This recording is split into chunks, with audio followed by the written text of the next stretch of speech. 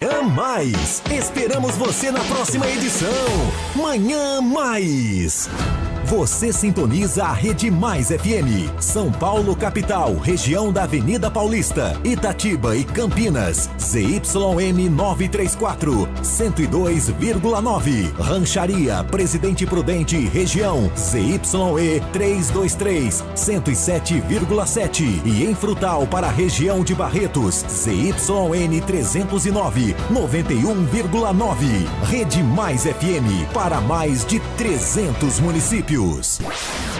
De onde você ouve a Mais FM? Eu sou o Valdir Ananias, aqui de Campinas. Também estou ligado na Rádio Mais FM. Um forte abraço. Sou o Felipe, de São Paulo, Zona Sul. Eu ouço a Mais FM. Onde você estiver, a Rádio Mais FM vai com você. No carro, em casa, no trabalho ou pelo celular. É só sintonizar e ser edificado. Ouça 102,9 ou baixe o nosso aplicativo e leve a Rádio Mais FM pra onde você for. Mais FM, mais de Deus na sua vida. Você já disse, eu não aguento mais? Há momentos em que parece que tudo tá errado. A saúde não melhora, o casamento está em crise, os filhos se afastaram, as dívidas aumentam, a ansiedade tira o sono, o medo domina o coração. Você sorri por fora, mas por dentro está em pedaços. Mas ouça esta palavra, isso não precisa ser o fim da sua história. Deus é especialista em transformar lágrimas em alegria, derrota em vitória e recomeçar a vida de quem pensa que não existe mais saída. Por isso, neste domingo, 9 de agosto às 17h45, você é nosso convidado para o Culto do Já Foi. Uma noite de fé, oração e renovo, baseada na poderosa Palavra de Deus. Assim que se alguém está em Cristo, nova criatura é. As coisas velhas já passaram, eis que tudo se fez novo. O que está prendendo a sua vida, já foi. A tristeza, já foi. O medo, já foi. A culpa, já foi. O desânimo, já foi. Venha buscar um novo começo na presença de Deus. Traga sua família, convide alguém que esteja sofrendo e permita que o Senhor escreva um novo capítulo da sua história. Neste domingo, 9 de agosto, às 17h45, Culto do Já Foi. Avenida Celso Garcia, 560, Brás. Porque em Cristo as coisas velhas já passaram e um novo tempo pode começar para você. Agora, além de São Paulo e mais de 300 municípios no estado, você também ouve vários programas da Mais FM no Rio de Janeiro, pela Rede Família, em 89.9, 97.1 e 88.1. Mais FM e Rede Família. A melhor programação feita exclusivamente para você. A Rádio Mais traz um recado importante para você que trabalha na área da construção civil. Estamos com vagas para início imediato e procurando profissionais para as seguintes funções: jardinagem, polidor de piso de pedra, eletricista, aplicador de textura em muros, telhadista para revisão e construção de telhados, serralheiro, serviços gerais, marceneiro. As vagas são para atuação em diversos locais de obra e oferece boa remuneração. Se você tem experiência em alguma dessas áreas e deseja começar a trabalhar o quanto antes, envie seu contato por e-mail para samuelcassioferreira.aol.com. samuelcassioferreira.aol.com. Não perca essa oportunidade. Vagas para início imediato. A Rádio Mais deseja sucesso a você. Ligo o rádio todo dia. Mais FM tá no ar. 102,9 é o som. 24 horas no tom. A Mais FM é muito mais. Aqui tem mais vida e muito mais. Música, notícia, adoração. 102,9 é a Mais. O conteúdo e as opiniões expressas a seguir são de total responsabilidade de seus apresentadores e convidados e não refletem necessariamente a posição da Rádio Mais FM. A emissora se exime de qualquer responsabilidade sobre as opiniões veiculadas. Debate Mais. O espaço para você refletir, interagir e encontrar respostas em Deus. Os assuntos que fazem parte do seu dia a dia. Assuntos polêmicos da vida cristã, debatidos à luz da palavra de Deus. Debate Mais. Com Bispo Samuel Ferreira. Oi, gente. Pai do Senhor Jesus, estamos chegando aqui para mais um debate na Mais FM. Aqui na 102.9. Eu, pastor Calixto, vou com você até o meio-dia de hoje. Olha, hoje nós temos um debate interessante, hein? Deixa eu ir aqui a enquete do programa, deixa eu ver como é que tá. Vamos ver qual é a enquete do nosso programa. Apocalipse, capítulo de número 13. A marca da besta é um sistema religioso ou um sinal literal? Ou um sinal simbólico? Um sistema religioso, 20%, um sinal literal, 47%, um sinal simbólico, 32%. E olha, você deve acompanhar a Rádio Mais FM pelo canal do YouTube. Você não pode, vai lá para o canal do YouTube, já começa a seguir @MaisFM 102.9 no canal do YouTube. Aí é importante que você curta, compartilha, você comente, você dá um cliquezinho aí para nós, aquele famoso likezinho, e vai ser uma bênção. Olha, recebendo hoje aqui os debatedores, o querido pastor Diego Fernandes, pastor evangélico e teólogo, licenciado em História e cursando pós-graduação em Arqueologia Bíblica. Atua como pesquisador e apologeta cristão. Dedica-se à defesa racional da fé diante do ateísmo e do ceticismo contemporâneo, com abordagem histórica e evidencialista. Querido pastor Diego, muito bem-vindo. Muito bom dia, querido ouvinte da Mais FM 102,9, essa rádio que fomenta o debate teológico no Brasil e te faz crescer. Muito bom dia, meu querido pastor Calixto, uma honra muito grande estar aqui nessa mesa com meu amigo pastor Ezequiel, com o JC aqui, com a Nani, com todos da equipe. Que Deus seja louvado, que tenhamos um bom debate. Obrigado, querido pastor Diego. Apresentar a vocês também o pastor Ezequiel Gomes. Ele é adventista, é pastor da Igreja Adventista do Sétimo Dia, Central de Jundiaí. É bacharel e mestre em teologia pelo Centro Universitário Adventista de São Paulo e também é conferencista e escritor. Tem aqui o seu livro publicado pela edição Reflexão. Querido amigo, muito bem-vindo. Muito obrigado, Calixto. Uma honra estar aqui. Pena que você não está aqui presencialmente, não ia fazer igual o Sabino, dar uns beijos em você aqui, um abraço. Deus abençoe demais, para mim é uma honra voltar ao programa e que a gente possa ter aqui um momento de crescimento espiritual que venha, de alguma maneira, impactar positivamente a vida de todos. É isso aí. E você, qual que é a sua opinião? Você vai poder ligar aqui na Mais FM, entrar direto dando a sua opinião, ou até mesmo mandando aqui, olha, para entrar, ligação direta conosco. É o 11 50 26 60 60. Repetir para você, o 11 50 26 60 60. Ou então você pode mandar uma mensagem de áudio e até uma mensagem de texto pelo telefone 11 9 50 50 50 90. Repetir para você, 11 9 50 50 50 90. Olha, gente, meu Deus do céu, o debate de hoje promete. E aí, o que você acredita? Eu vou dar 4 minutos a cada um dos debatedores para as suas implicações iniciais. E eu vou começar com ele, pastor Ezequiel Gomes.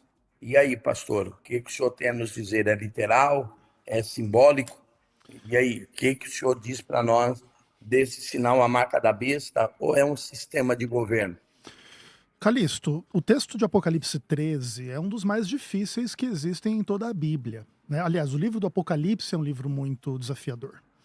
A minha percepção é que a marca da besta, ela envolve um sistema que é tanto político quanto religioso e que tem implicações econômicas, porque um dos aspectos da profecia é a impossibilidade daqueles que não tiverem este sinal, seja ele simbólico ou literal, de comprarem ou venderem.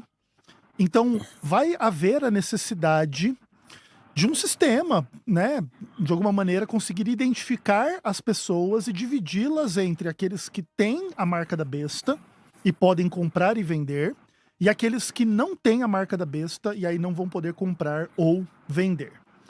Mas quando a gente vai para Apocalipse 13, quando você lê o texto, lá se diz que houve uma besta que emergiu do mar com 10 chifres e 7 cabeças.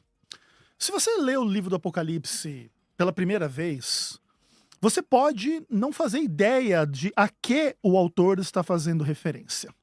Mas quando você volta para Daniel capítulo 7, você tem uma questão muito interessante ali.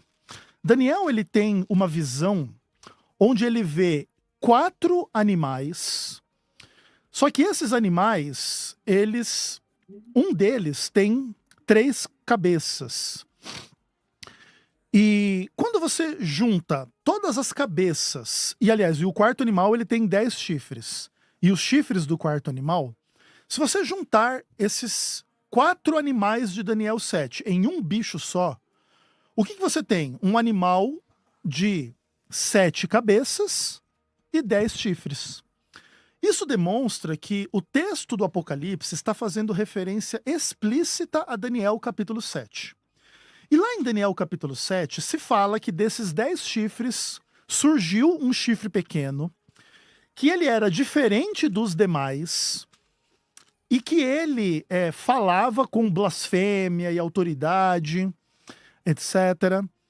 Então a gente entende que esse chifre pequeno é o surgimento de Roma papal, que vai lá no verso 25 do capítulo 7, vai mudar a lei de Deus e vai mudar os tempos. E lá no livro do Apocalipse, em Apocalipse 14, você tem a ideia de que as pessoas adoram a besta e que elas blasfemam contra o nome de Deus, ou que a besta tem blasfêmias, né? Ela faz blasfêmias, etc. e tal. Então o que isso significa? Que a marca da besta ela tem que ver com a transgressão da lei de Deus. Não é simplesmente um sistema de cartão de crédito, ou de dinheiro digital, ou de código de barras, onde as pessoas têm que se submeter àquilo para comprar ou vender. Pode ser que exista um sistema literal nessa direção, no futuro. Mas o mais importante para identificar a marca da besta é que ela esteja conectada à transgressão da lei de Deus.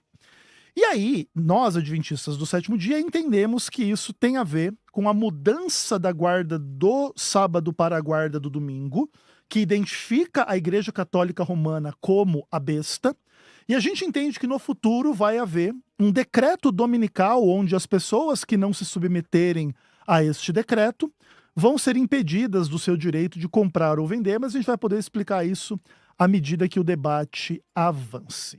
E eu não pretendo ter a palavra final aqui, tá? A minha leitura é uma leitura hipotética, respeitando sempre a leitura do Diego e de qualquer outro que puder divergir. Ok, querido pastor Diego. E aí, Diego, você também vai nessa mesma linha? Pastor Calixto, antes de começar, o senhor faz muita falta aqui, viu? Eu acho que não só a mim, né, pastor Ezequiel? Com certeza. Qualquer um que vem aqui, olha pra cadeira ali e não vê o senhor, parece que tá faltando alguma coisa. Parece não, tá faltando, Obrigado, né? amigo. Tá Você faltando. é muito gentil, Diego. Não, é pura verdade, né, pastor Ezequiel? Vamos lá. Com certeza.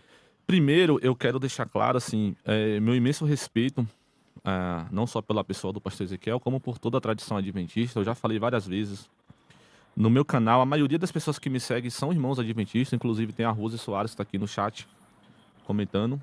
Então, todo o meu respeito. Eu reconheço que é uma posição defensável, debatível, senão não teria debate aqui, né, pastor? Claro. Eu reconheço que é uma posição que tem a sua coerência, tá? E é importante reconhecer acima de vencer. É importante saber acima de vencer. Então, eu reconheço a coerência interna da posição que o irmão Ezequiel veio defender aqui. Porém, a minha posição é outra. A minha posição lá no texto de Apocalipse 13, no versículo 16, eu entendo que essa marca ela é literal. E aí tem alguns motivos. O primeiro motivo é que essa marca ela é individual. O texto fala da individualidade, fala de pessoas. Então, cada pessoa recebe essa marca. A palavra marca ali, ela era usada no Império Romano como a marca de moedas, a impressão de moedas imprensas. Então, as moedas, elas eram prensadas literalmente vinha a esfinge, vinha a marcação, literalmente na moeda. Tanto quando Jesus pega e fala assim, olha, essa moeda tem o nome de quem, tem o rosto de quem. Então, era esse tipo de marcação. Então, dentro do contexto que o autor está inserido, o Império Romano, o primeiro século da era cristã, segundo templo, a marca simbolizava algo que era impresso individualmente. Então, a marca, conforme Apocalipse 13, ela é impressa individualmente. O segundo detalhe é que o texto fala sobre testa e mão, né? Mão direita e testa. Nós sabemos que o livro de Apocalipse ele é um livro que usa uma linguagem simbólica, porém todo simbolismo aponta para uma realidade latente. Um simbolismo não aponta para outro simbolismo, o simbolismo aponta para uma realidade literal. E a ideia de cada indivíduo ter essa marca em si para poder comprar ou vender, ao meu ver, veta qualquer possibilidade dessa marca ser algo abstrato, algo que não possa ser identificável, porque veja bem, como é que você vai chegar no mercado, por exemplo, pessoal, não estou sendo juncoso, estou dando um exemplo aqui para elucidar a questão, tá? Não é ser juncoso, não. Como é que você vai chegar, por exemplo, na padaria, vai pedir 10 pães, o cara vai falar assim, tá, mas cadê a sua marca da besta? Aí você vai falar, não, eu guardo sábado, eu não guardo domingo, eu guardo domingo, eu não guardo sábado, etc. Tem que ser algo visível, verificável. Então eu entendo que é algo verificável, assim como as moedas eram verificáveis, se aquelas moedas eram falsas ou verdadeiras. Então esse é o meu entendimento, essa é a defesa que eu vim fazer. Eu tenho uma ligação também com o livro de Daniel, né, sobre o chifre pequeno, que o pastor Ezequiel aqui comenta, sobre a ideia de ser o papado romano. É importante notar que em nenhum lugar das escrituras, essa marca da besta, ela é identificada como sendo o domingo, tá? Essa é uma visão nova, eu não quero ser espantalhoso, mas até onde eu sei, pode ser que o pastor Ezequiel traga um dado que eu não conheço, mas até onde eu sei, essa visão ela surge com a senhora Ellen White. Antes dela, até onde eu sei, tá? Na história da igreja não tem essa ideia de que a marca da besta seja o domingo. No texto nós não encontramos isso em lugar nenhum, é preciso fazer uma ilação. Nós podemos discutir o que é essa marca, sim, claro, porque o texto é enfático, há uma marca. Agora, o que é essa marca? E sobre o chifre pequeno e sobre o Daniel, eu acho que nós vamos discorrer aqui, o livro de Daniel é a relação com o Apocalipse, no decorrer do debate. Que o Senhor Jesus nos abençoe. Diego, eu vou deixar uma pergunta aqui para você e também para o querido pastor Ezequiel,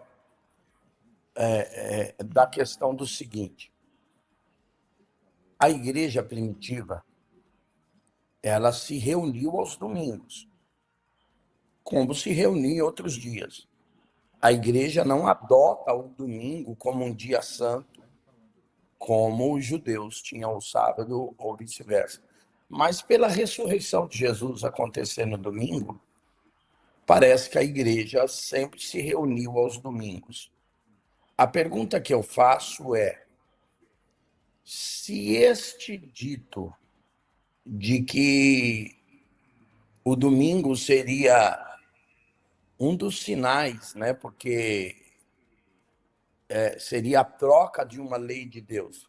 A minha pergunta é, será que a igreja primitiva não teria luz disso e ela se submeteria a se reunir a um dia que está sendo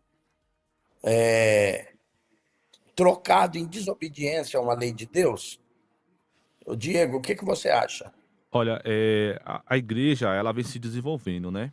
No começo, nós até vemos algumas reuniões no sábado, né, etc. Mas lembrando que a igreja, ela está orbitando ainda em volta do judaísmo. E era comum a porfia, o debate, no dia de sábado, justamente porque os judeus guardavam o sábado, era comum o debate entre cristãos e judeus. Mas conforme a igreja se desenvolve, a igreja começa a assumir o domingo como um dia, digamos, oficial de celebração. Muito em volta, por isso que o pastor Calixto falou, é o dia da ressurreição do nosso Senhor e Salvador Jesus Cristo. Então a igreja ela começa a abraçar o domingo como um dia oficial de celebração. É importante notar que para a igreja, o apóstolo Paulo menciona lá em Colossenses que nós não fazemos distinção entre dias e dias. Para nós, todos os dias são iguais.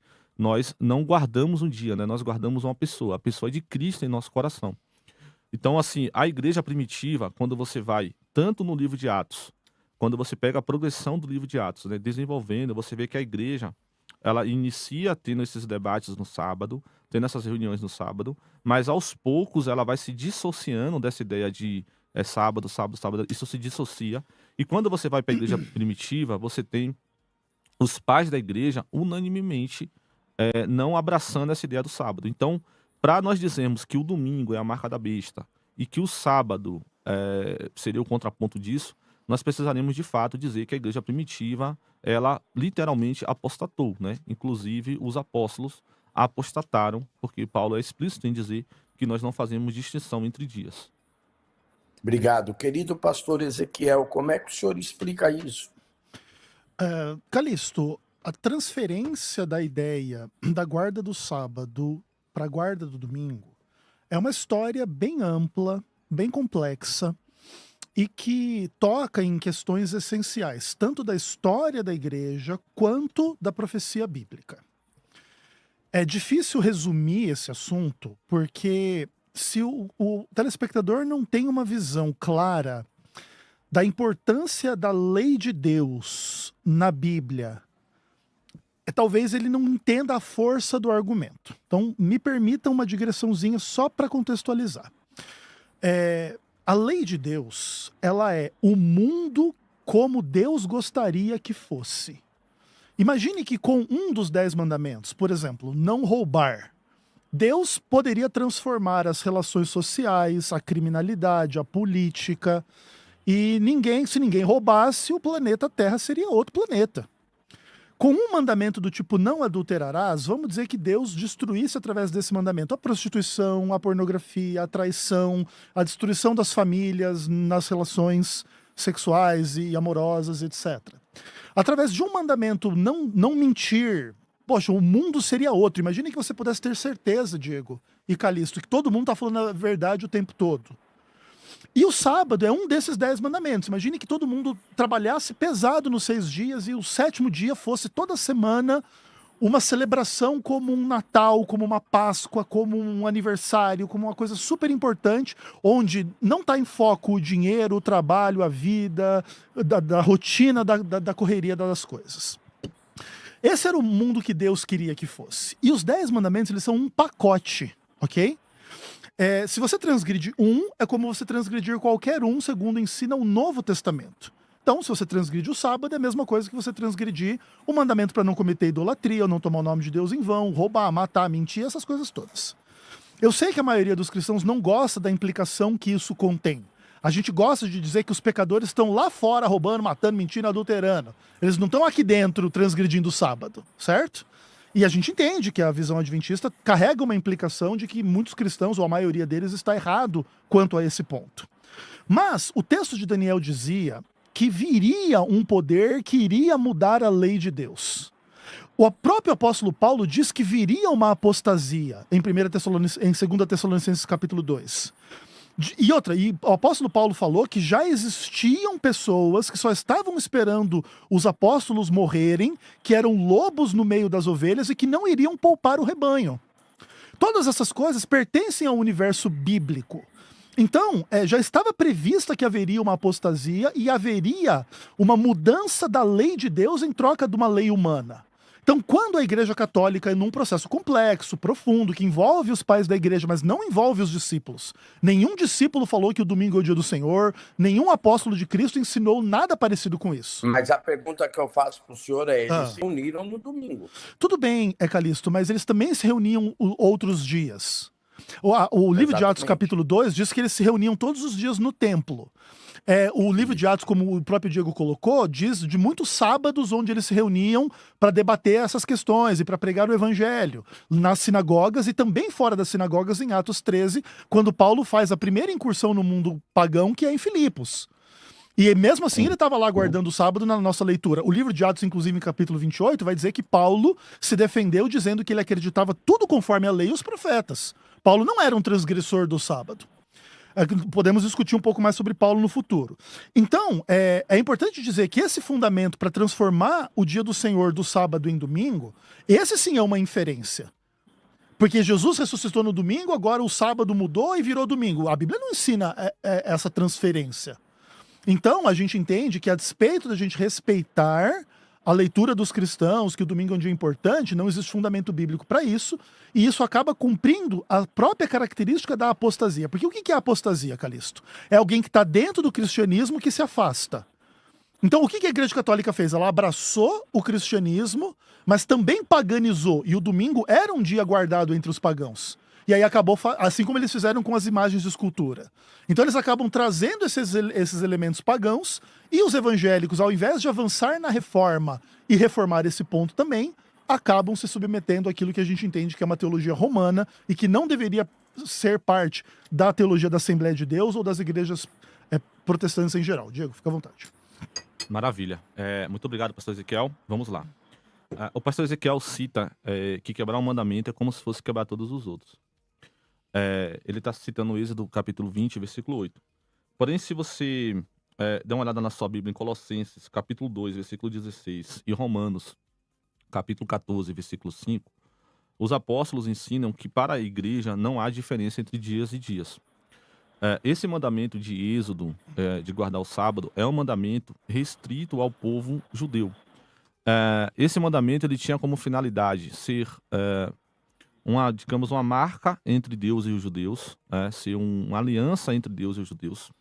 Porém, Jeremias 33 profetiza que haveria uma nova aliança, a Berit Hadashah, que é a aliança que nós vivemos hoje. Essa aliança entre Deus e os judeus, ela não pode ser externada, essa aliança particular, externada para a igreja. Se não, vejamos, o pastor Ezequiel, muito sábio e hábil com as palavras, ele cita Paulo, que Paulo era judeu e acreditava no profetas, eu concordo com ele. Porém, o próprio Paulo era nazireu. Eu acho que nós não encontramos nenhum nazireu aqui hoje. Mas por que Paulo era nazireu, Diego? Porque Paulo era judeu. E assim como Paulo, todos nós aqui cremos na lei, nos profetas, né? Mas isso não significa que nós precisamos seguir os preceitos locais para Israel. Se fôssemos tomar esse exemplo de Paulo, faríamos também o voto nazireu. E eu acho que ninguém aqui vai defender isso, o voto nazireu. Uma outra questão sobre o paganismo ter se infiltrado na igreja, nós sabemos isso, reconhecemos. Isso é um fato. Porém, não é porque algo parece ter um similar no paganismo que nós precisamos abandonar. Se não, vejamos. Jesus ensina em Mateus capítulo 28 o batismo em nome do Pai, do Filho e do Espírito Santo. E nós encontramos paralelos a batismo em nomes trinitários também em culturas pagãs. Então nós vamos abandonar o batismo em nome do Pai, do Filho e do Espírito Santo, porque culturas pagãs também têm isso. Então não é assim que funciona. Nós temos a revelação escriturística e para nós ela é verdadeira, independente se há paralelos ou não em outras culturas, em outras formas de ver. O pastor Ezequiel falou da advertência do apóstolo Paulo quando da sua partida que entrariam falsos mestres, né, falsos pastores, etc. Isso é verdade, o apóstolo Paulo advertiu isso, mas em momento nenhum as escrituras asseveram que toda igreja iria apostatar da fé. Dizer que deixar de guardar o sábado seria semelhante a apostatar da fé, é dizer que toda igreja apostatou da fé. E semelhantemente é dizer que o que Jesus disse não se cumpriu, porque Jesus garantiu a vitória da igreja.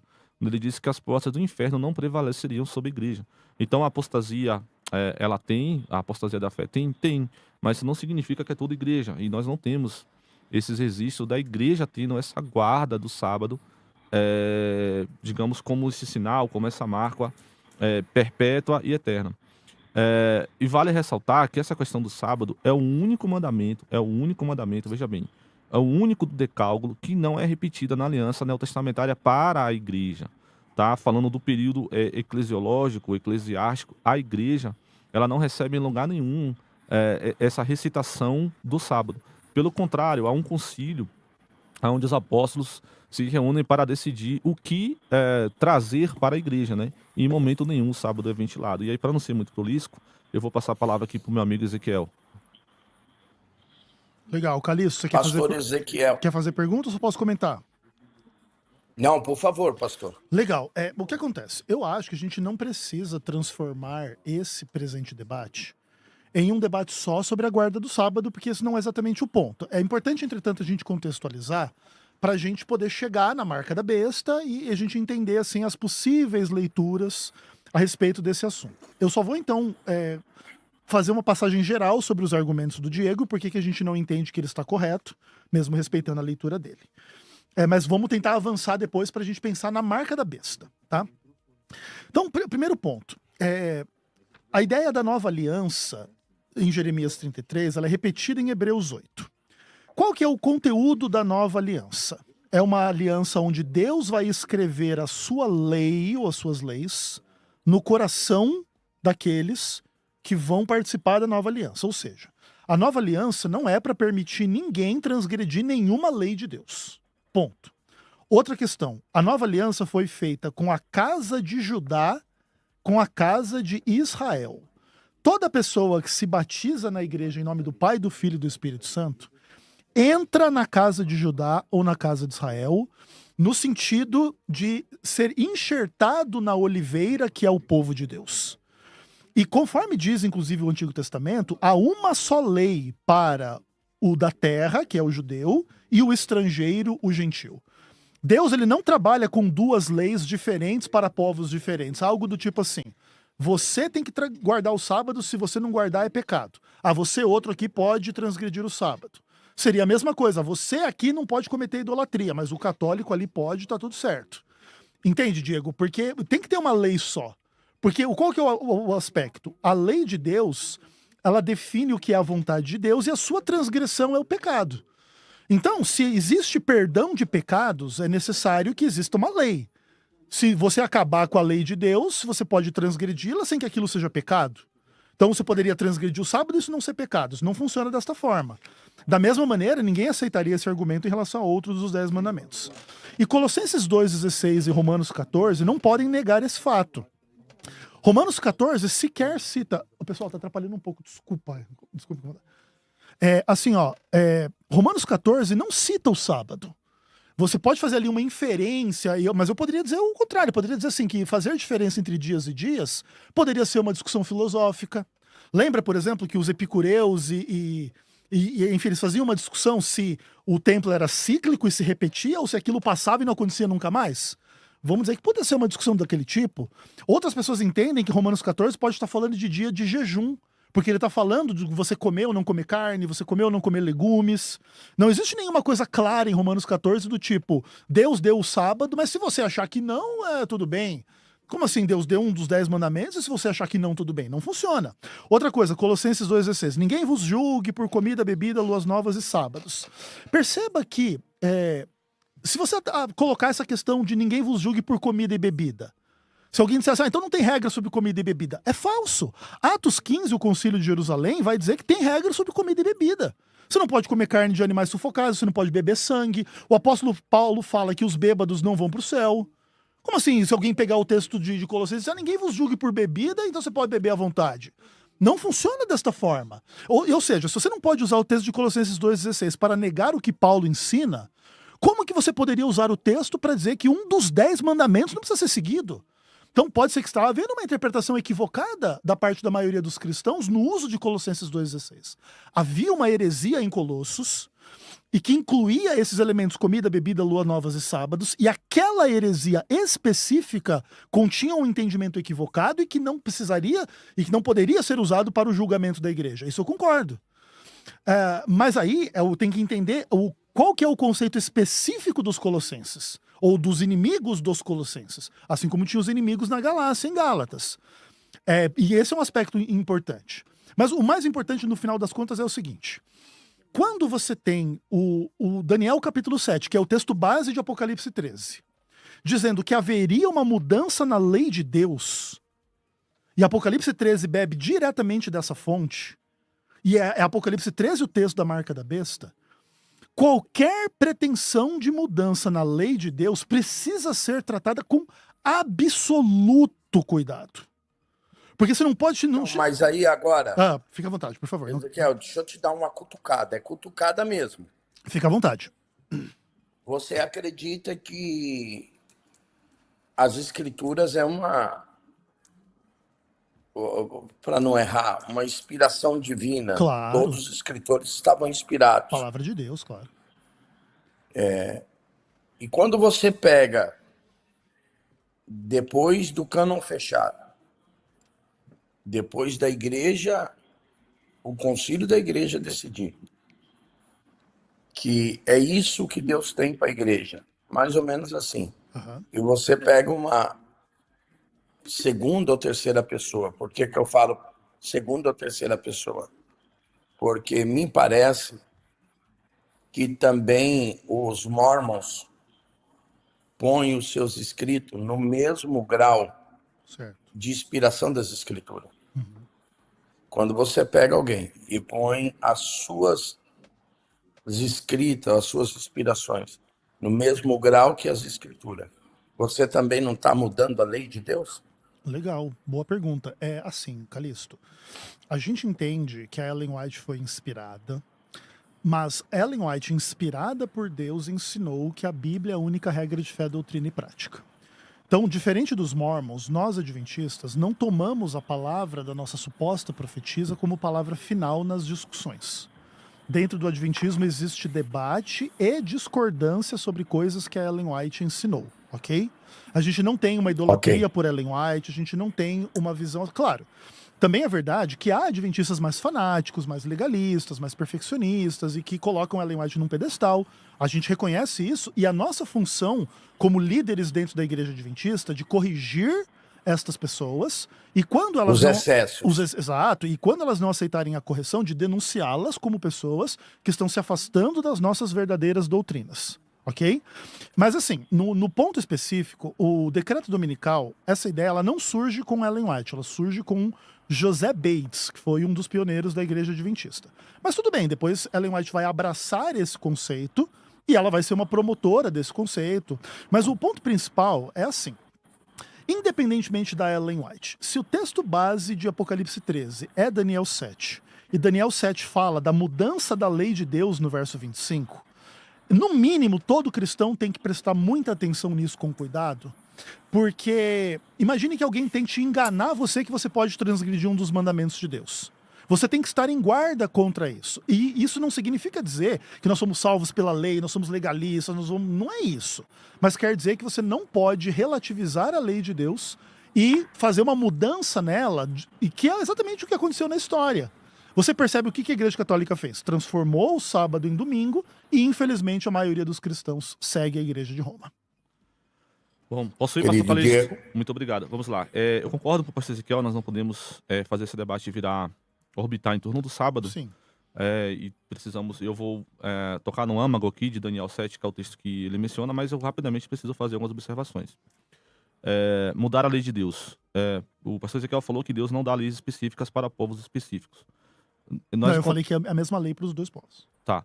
Nós encontramos diversas leis para o povo judeu que não se aplica para o povo hoje, que não se aplica para outros povos. Por exemplo, não faça marca no seu corpo. Por que não faça marca no seu corpo? Se o próprio Jesus tem na sua coxa Rei dos Reis e Senhor dos Senhores. Obviamente é uma questão cultural ali de povos que marcavam seus corpos com relação a outros povos. Por exemplo, não corte o canto do cabelo da vossa cabeça. Obviamente ali está se referindo também a um problema cultural. Então Deus estabelece leis, limites culturais dos mais básicos, desde um povo que não tinha saneamento básico até o que fazer com seus dejetos corporais. Então até isso Deus ensinava, porque eram coisas culturais pertinentes. Ninguém hoje vai dizer que você tem que pegar e enterrar os seus dejetos, porque não se aplica mais. Então Deus dá leis para povos específicos. Histórias, Diego. Oi, pastor, perdão, cortou. Você diria que são leis transitórias? Transitórias, são leis transitórias. São leis que se aplicam durante um certo tempo, por um certo momento. Isso é inequívoco. Embora eu seja ortodoxo, defendo as escrituras, mas não há como negar. Leis de Deus que são transitórias, são para aquele momento, enquanto aquele povo amadurece, etc. Mas e os 10 mandamentos? Pode fazer essa mesma lógica? Então, mas... Desculpa, não quero te incomodar. Não, claro que isso, pastor Ezequiel. O senhor é um gentleman. Os 10 mandamentos é uma lei que é dada para Israel. O decálogo é dado para Israel. O texto menciona, eu sei que o senhor sou o Deus que te tirou da terra do Egito, enfim. Eu sei que o senhor possivelmente vai citar o sábado antes da criação, etc. Nós podemos depois falar disso, mas eu não queria me alongar muito nisso. Eu vou tentar passar aqui de forma muito rápida. Sobre a carne sufocada aos ídolos, e porque Paulo fala para não, os bêbados não vão para o céu, mas o problema aí é o vício. Sobre as carnes, o problema é você consumir algo deliberadamente, sabendo que está sendo oferecido a um Deus falso, né? Um falso Deus. E mesmo assim você participar daquele banquete, né? Se você sabe que aquele é oferecido a um Deus falso e você participa daquele banquete, você se faz participante daquela adoração, né? Daquele latrel Ô, ao Diego, falso Deus. posso te fazer uma pergunta? Claro, Desculpa te pastor. cortar de novo. Claro que é isso, pastor. Você está dizendo que no concílio de Atos 15, o que os apóstolos fizeram foi um cuidado de preservar os cristãos a não cometerem algo que depois, como Paulo diz, as suas próprias consciências os acusariam. Então, por isso que eles vetam de que eles participem de, por exemplo, da carne sufocada e tal, desse tipo de coisa.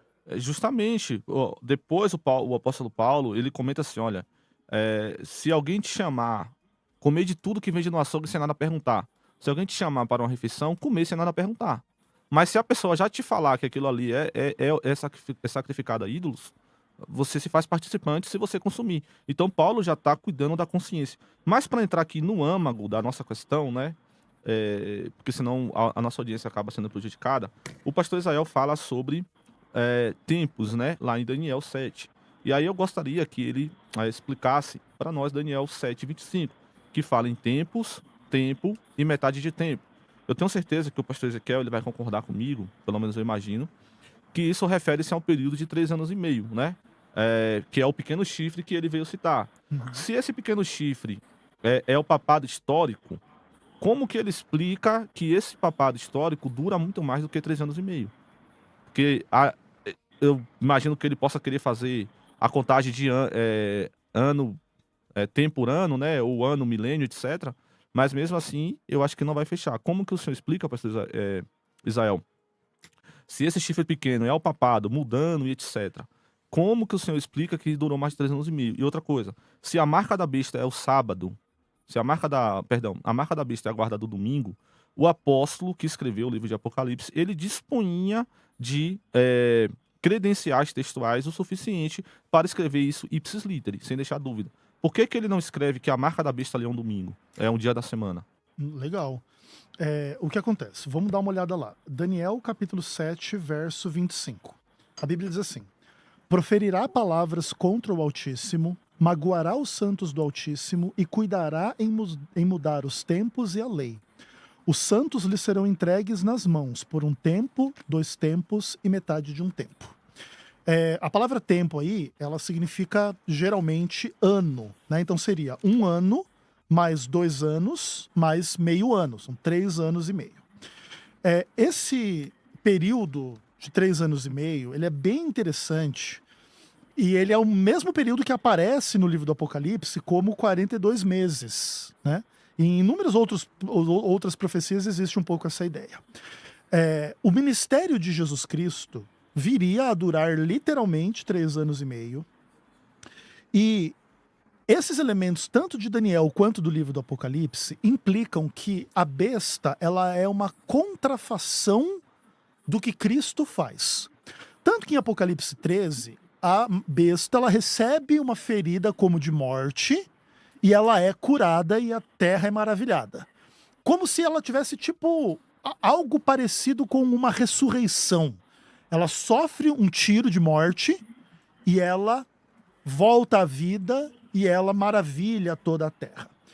Por causa disso, a gente entende que esse período de 3 anos e meio é um período simbólico, que significa o anti-evangelho. Não é um período literal, nem profético de 3 anos e meio, como se fosse 3.000 anos, ou nada do tipo. Tá? A gente entende que é um período que simplesmente é utilizado para dizer que é uma contrafação daquilo que Cristo realizou. E o papado, ele é assim, é interessante você, do outro lado, entender um pouco a trajetória do papado e como que o papado veio a cumprir profecias bíblicas. Porque quando a igreja cristã nasce, não existe um conceito claro de papa. Tanto que os católicos dizem que era Pedro, mas você vê Tiago presidindo o Concílio de Jerusalém, não Pedro. Você vê o próprio Paulo repreendendo Pedro em Gálatas 2. Então Pedro não era essa autoridade infalível, acima das demais, com uma jurisdição universal. Aí os católicos vão tentar inferir isso para o futuro. Aliás, eles vão tentar dizer que isso aconteceu no futuro e que isso já remetia, né, à sucessão apostólica. Mas a Igreja de Roma, quando ela se tornou a religião oficial do Império Romano, a Igreja de Roma exerceu poder não somente espiritual, mas militar e temporal. E a Igreja de Roma fez guerra contra inúmeros grupos, inclusive dissidentes do ponto de vista cristão. O Diego tinha dito que, se a nossa visão fosse correta, toda a igreja apostatou. Mas os valdenses, por exemplo, que foram perseguidos pelos católicos, era um grupo que guardava o sábado, que fazia referências à guarda do sábado no pouco de literatura que restou deles, e que foi duramente perseguido pela igreja católica. Cumprindo exatamente a visão da profecia, que eles iriam ser entregues nas mãos desse poder. E você tem as cruzadas, você tem a própria Inquisição, você tem a própria influência da igreja católica romana, que persegue os demais cristãos, ou já perseguiu, né? Tanto literalmente quanto espiritualmente. Essa ideia de que fora da igreja de Roma não há salvação. Hoje a igreja de Roma, ela... Mas, pode falar. Ezequiel, deixa eu te cutucar. Me parece que o adventismo comete o mesmo erro. Tá. Porque se você está dizendo para mim que toda a igreja apostatou, e que um grupo que seria o remanescente, como você acabou de citar aí, os valdenses, Certo. que hoje você transfere isso à igreja adventista. Ok. E você diz para mim que toda a igreja apostatou, você tem que concordar comigo que a igreja apostada não é salva. Então, Calixto, eu discordo um pouco disso. Aí a gente tem que discutir o conceito da Babilônia no Apocalipse. Porque o problema é o seguinte... o que é a Babilônia histórica?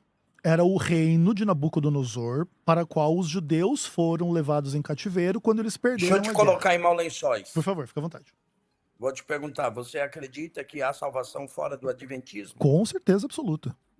Mas deixa eu explicar. Com certeza absoluta, Mas você sim. sabe que essa não é uma regra doutrinária de vocês. Mas Calixto, tanto a Ellen White defende isso. A Ellen White diz que a maioria dos cristãos salvos está em Babilônia, não na Igreja Adventista do Sétimo Dia. Mas o que é estar em Babilônia? Estar em Babilônia não é estar perdido. A ideia é assim, tipo, lá a Babilônia histórica, ela era o reino de Nabucodonosor para o qual os judeus foram levados quando perderam a guerra. A Babilônia espiritual é essa herança da Igreja Católica Apostólica Romana, na qual a maioria das pessoas cresce e que tem essas apostasias da verdade de Deus. Então, a maioria dos cristãos, sejam católicos ou protestantes, nasceu em um contexto de exílio espiritual, influenciados pela Babilônia, que deu o vinho da sua prostituição a beber a todas as nações. Então, crenças como a imortalidade da alma, o inferno de tortura eterna, a guarda do domingo, são partilhados pela maioria dos cristãos, mas essas são heranças católicas, essas não são verdades inquestionáveis do ponto de vista bíblico, tá? A Bíblia diz, a alma que pecar, essa morrerá. A Bíblia tem imagens de aniquilação muito claras, e a Bíblia também coloca o sábado como dia do Senhor e não o domingo. Então, a maioria dos cristãos está em igrejas que creem em imortalidade da alma, em inferno eterno e na guarda do domingo. Mas isso pode ser tratado por Deus como um tempo de ignorância, por exemplo. Deus pode não levar isso em conta e levar em conta a fé, o amor que a pessoa tem, na luz que ela tem, e ela ser plenamente salva. Existem cristãos que não guardam o sábado que podem ter melhor caráter do que eu, que supostamente guardo o sábado. Outra coisa, tem muito Mas até um feiticeiro pode ter um caráter melhor do que muito cristão. Em tese, sim. Então, o que eu estou te perguntando, eu vou te fazer uma pergunta aqui, e é para cutucar mesmo. Ok. Ô, Diego. Pode falar, pastor. Até eu não quero voltar a essa questão do sábado, mas eu acho que a primeira coisa que eu perguntaria, Ezequiel, depois ele vai responder, é se vocês fazem proselitismo ou evangelismo a grupo de cristãos como, por exemplo, assembleanos, batistas e tal. Porque se você faz, caracteriza que você não acredita que essas pessoas são salvas. Certo. É uma verdade. Você não vai ficar perdendo tempo, como o Paulo disse. Eu não vou ficar edificando onde outros já estão edificando. Não é Perfeito. besteira. Certo. Mas, ô Diego, essa é uma pergunta para o Ezequiel responder depois. Mas, ô Diego, Apocalipse 1 e 10, se não me falha a memória, o João vai dizer que a revelação que ele teve foi no dia do Senhor.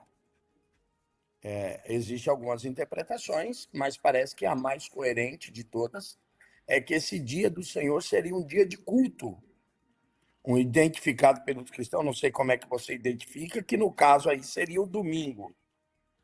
Como é que você identifica esse dia do Senhor? Porque me parece muito contraditório Deus dá uma revelação tão importante a João na ilha de Patmos, se esse dia do Senhor é realmente o domingo, justamente num dia que é contraponto a uma verdade de Deus, segundo o Adventismo, que é uma troca de uma blasfema da lei de Deus. Como é que você explica isso, Diego?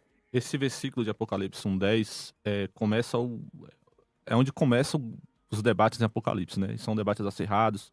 Se o dia do Senhor é uma menção ao sábado, se é uma menção ao domingo. Eu entendo se é uma menção ao domingo, eu vou deixar alguns motivos aqui pelo quê. O Ezequiel fala que o dia do Senhor é o sábado, mas de novo, pessoal, o dia do Senhor é o sábado, sempre se relaciona a Yud He Vav He, ao tetragrama judaico, se relaciona o dia do Senhor, na velha aliança, sempre se relaciona a Deus em sua operação para com Israel. No Novo Testamento, o dia do Senhor ganha essa conotação de ser o dia da ressurreição de Jesus. Então, por isso eu entendo que a melhor leitura para isso é o dia da ressurreição de Jesus. Agora, eu ouvi atentamente a explicação do pastor Ezequiel, porque de verdade, e sem seja um curso ou qualquer coisa, ele sabe que não é do meu caráter, eu queria muito ouvir essa explicação dele justamente por julgá-lo alguém competente para poder tirar isso da minha mente, para poder me ajudar a elucidar essa questão. Porque assim, ó, o texto é muito claro, fala de tempo, tempo, metade de tempo. Daniel 7:25. O próprio pastor Ezequiel, ele na sua fala inicial, ele reconhece que tempo é sinônimo de dia. E metade de tempo sinônimo de ano. E metade de tempo sinônimo de meio ano. Sim, sim. Então, ele mesmo reconhece que a leitura, me parece que ele reconhece isso, a leitura mais, digamos, tradicional do texto, né, é 3 anos e meio. Sim. Tanto que o próprio pastor Ezequiel cita o livro de Apocalipse, que fala dos 42 meses, ou 1.240 dias, que vai dar 3 anos e meio. Se a própria Bíblia e o pastor Ezequiel diz que Apocalipse está ligado com Daniel, e eu concordo com ele, Apocalipse está ligado com Daniel, se o próprio texto que está ligado ao texto de Daniel diz que fala em dias literais e fala também em anos, por que nós vamos entender diferente daquilo que o autor revelado pelo Espírito Santo falou? Porque João, trabalhando Daniel, ele diz claramente que esses tempo e metade de tempo são dias literais, e ele ainda fala de anos também. Então não tem muito como dizer que isso aqui é alguma outra coisa. Espiritualizar o texto que já foi explicado pelo próprio João. O próprio Espírito Santo revelando a João, ele explica isso daqui. Ele fala que são 42 meses. Mas você acha que isso vai se cumprir no futuro, literalmente? 3 anos e meio, uma perseguição contra a lei de Deus? Como que é? Não, isso pra mim vai se cumprir no futuro. Entendi. Isso pra mim é futurístico. Mas independente... Mas vai ter uma questão com a lei de Deus no futuro lá. Sim, claro. Ok. Tessalonicenses ensina isso. Ok. Agora, sim, tudo que se chama Deus, se assenta no lugar de Deus, etc. Mas, assim, independente, vamos supor que eu seja preterista e assuma que esse texto já aconteceu. Perfeito. Né? Vamos supor que esse texto já aconteceu. E aí o pastor Ezequiel fala que o chifre pequeno é o papado. Observação. Eu não defendo o papado petrino, eu não defendo que a história da igreja teve, que começou como papado. Para mim, isso é invenção pós-moderna. Ok. O teólogo Raymond Brown, que é um teólogo católico, conselho imprimato, inclusive, ele diz isso, tá? Klaus Schultz também diz isso, que é um teólogo conselho imprimato, um historiador conselho imprimato da igreja católica, que isso é invenção posterior. Mas a minha questão é assim, suponhamos que eu seja preterista, e eu assumo aqui, para termos o campo de igual, que esse texto de Apocalipse já aconteceu. Mas esse império, que é o pequeno chifre, que para o pastor Ezequiel é o papado, deveria ter durado só 3 anos e meio. Historicamente não é o que nós vemos aqui. Aí o pastor Ezequiel ele precisa de fato dizer que não é exatamente isso, que é como ele explicou, uma representação, etc. Mas João explicou outra coisa. Mas aí fica para mim também uma questão. Veja bem, ele falou que é simbólico, né? Só que assim, o símbolo, pessoal, aponta para uma realidade tangível, para algo que você compreende. por que que os autores bíblicos usam da simbologia, especialmente na linguagem apocalíptica, né? E na linguagem de Daniel, de Ezequiel, que é a linguagem apocalíptica? Porque falta uma palavra que ele possa expressar o sentido daquilo que ele quer dizer. Então o autor, ele não consegue dizer, ele não tem uma palavra, ele não tem como explicar aquilo que ele quer passar, então ele usa um simbolismo para se aproximar daquilo que ele quer passar. Se o autor aqui está usando tempo e metade do tempo, ele iria querer passar o quê? Não tem muito sentido nós dizemos que é qualquer outra coisa. E aqui, para mim, no meu modo de ver, fica algo assim em xeque a posição que o querido, nobre, preparadíssimo pastor Ezequiel defende. E aí tem aquela questão que eu fiz no começo, né? Se for o domingo a marca da besta, como que o camarada ele vai chegar no açougue, para dar o exemplo que o apóstolo Paulo dá, e como é que ele vai apresentar? Perfeito. Porque assim, entendendo que o texto fala de 666 ou 616, a depender do manuscrito que você vai utilizar, eu posso entender que o autor não tinha a palavra específica a falar de marca, ele não tinha a palavra específica que pudesse significar o que hoje nós já temos, né? Hoje já é possível ter uma marcação mundial, Chip etc. de computador. Qualquer sei coisa lá. assim, eu não quero ser... Não, entendo. né? Entendo perfeitamente. Mas nós temos tecnologia. Na época ele não tinha, ele precisava falar Sim. de uma tatuagem, alguma coisa, que era a Perfeito. linguagem dele. Mas como isso se aplica na nossa realidade, pastor Ezequiel? Perfeito. A sua pergunta é excelente. Eu quero só retomar um pouquinho do que o Calixto falou e já te respondo. Em relação ao proselitismo, Calixto, o adventismo do sétimo dia, oficialmente, ele não entende que todos os cristãos não adventistas estão perdidos e têm que ser alcançados para a salvação. Mas o adventismo entende que a sua própria compreensão escatológica deve ser considerada pelos demais cristãos para que no futuro, caso a profecia se cumpra na direção do que a gente entende, exista um decreto dominical, exista uma marca da besta em relação a isso, vocês não sejam vítimas deste fato. Esse é o ponto. Isso não implica um julgamento sobre quem é salvo e quem não é, da mesma maneira como a maioria dos cristãos não adventistas tem os seus centros apologéticos para salvar ou converter os adventistas dos supostos erros adventistas, e tudo bem também. Então acho que chumbo trocado não dói, né? A gente vai pro lado de vocês tentando corrigir o que a gente entende que são erros de vocês vêm pro lado da gente tentando corrigir os nossos erros, e eu acho que isso é positivo, no fim. Mesmo que a gente mantenha as nossas posições, é legal a gente considerar o lado oposto. Outra coisa, Apocalipse capítulo 1:10 não necessariamente precisa ser ou sábado ou domingo. Existe um pouco a ideia de que o dia do Senhor é uma expressão do dia escatológico.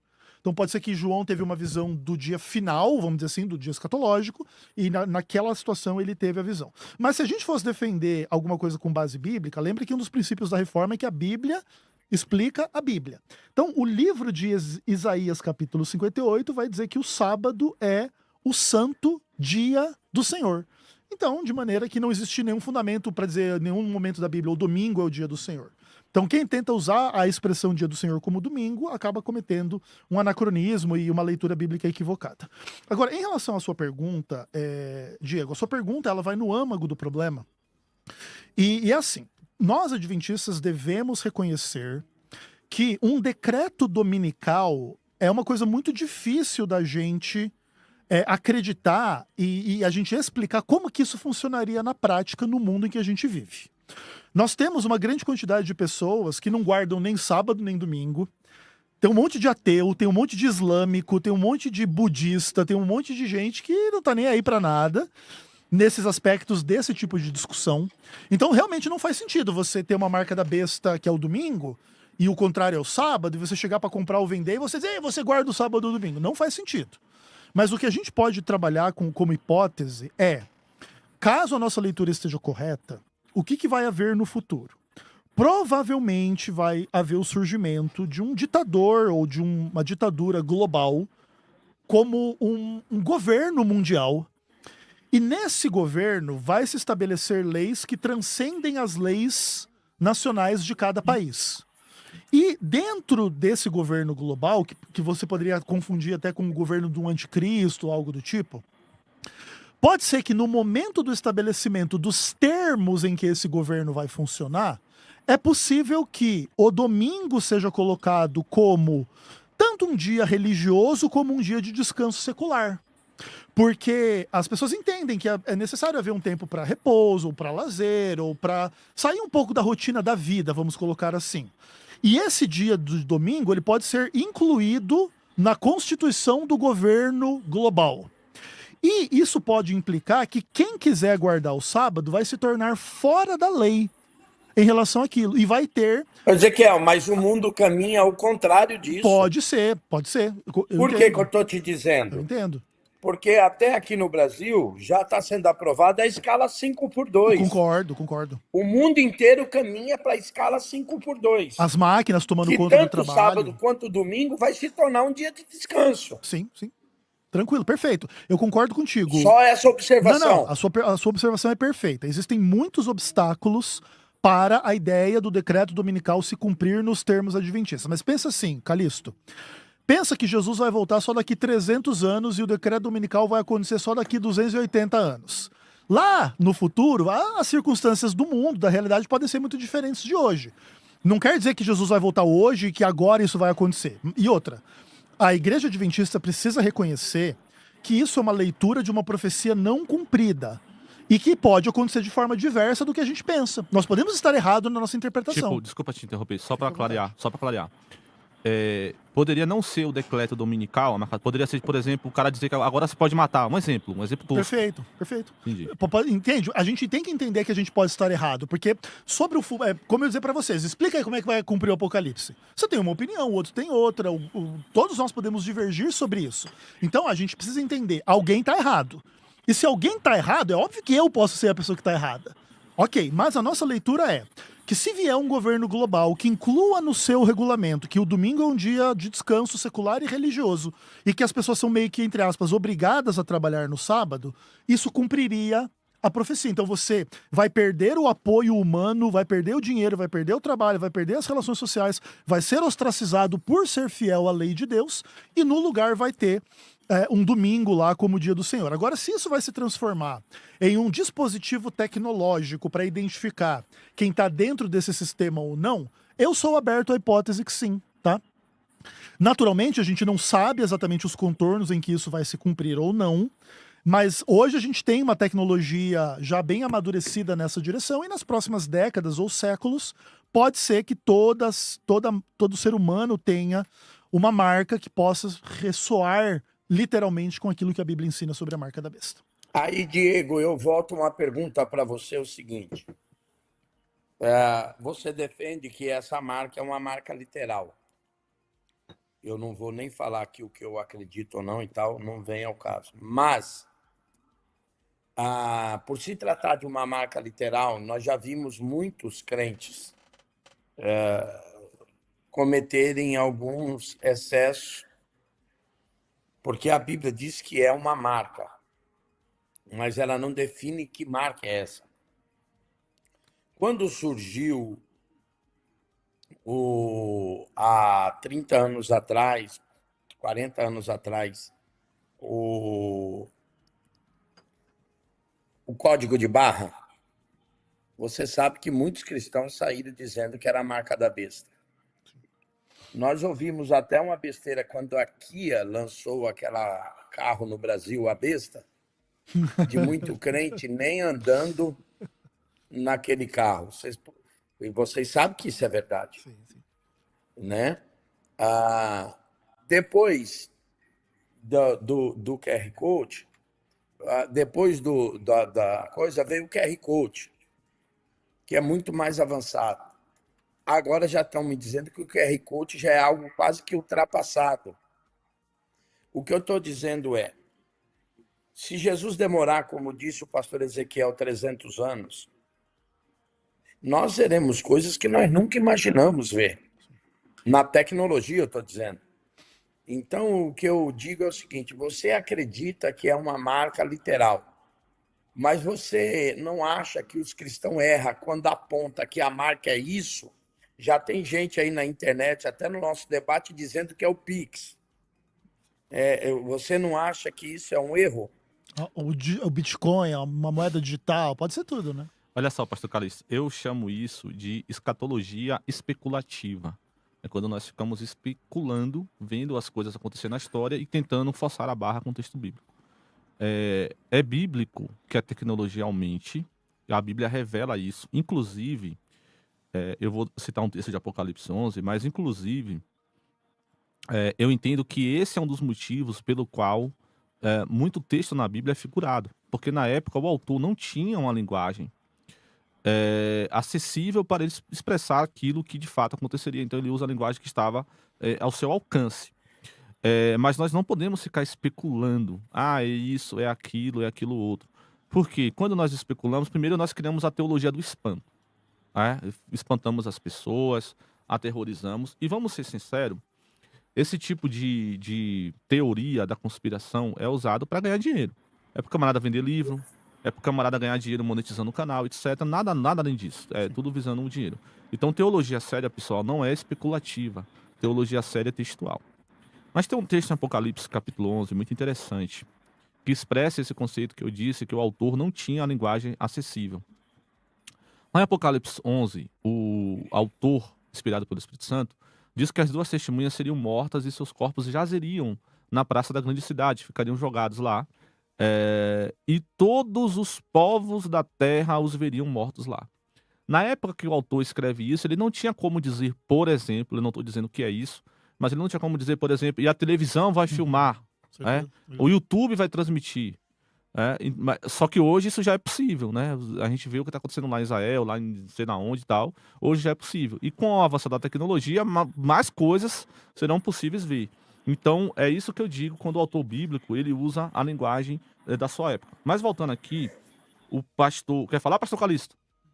Não, por favor, amigo. O meu amigo, pastor Ezequiel, ele citou o texto de Isaías. O texto de Isaías, de novo, fala que o dia do Senhor, que a nossa tradução fala Senhor, mas lá fala que o Shabat ver or ha Adonai, que é Jeová. Então está falando do Senhor Jeová.